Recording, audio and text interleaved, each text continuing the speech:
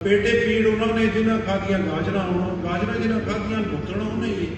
और दूसरी बात ये है कि पीपल्स पार्टी ने न पहले कभी इंतकामी सियासत या उसकी तरफ गई है न अब जाएगी, बल्कि पीपल्स पार्टी ने हमेशा कंसेंसस और बेहतरी की बात की है।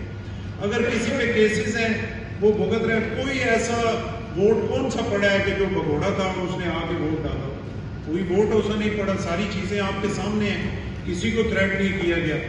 और बाकी राय हो सकती है, ठीक है कि जी पार्लियामेंट को जो है अख्तियार नहीं होना चाहिए। अगर पार्लियामेंट को अख्तियार नहीं होना चाहिए तो इफ्तिखार चौधरी को होना चाहिए अख्तियार कि वो अपने पसंद के जजेस तैनात करें और पसंद के फैसले लें। और chief executive of the country जो हो, 18 करोड़ आवाम का नुमाइंदा हो, पार्लियामेंट में बैठा हो, वज़ीर आज़म पाकिस्तान हो, और उसको आप सुबह बुला लें समोसे पे 100 मोटो एक्शन लेके और उसको 4 घंटे वहाँ पे खड़ा रखें और जो वापस आए तो शाम को फिर नोटिस भेज दें, सिर्फ इस वजह से कि आप डिलीवर न कर सके। देखिए, अगर आपने जमहूरी सिस्टम को चलाना है तो फिर जमहूरी लोग ही आगे आएंगे। पार्लियामेंट ही सुप्रीम है, पार्लियामेंट ही करेगी।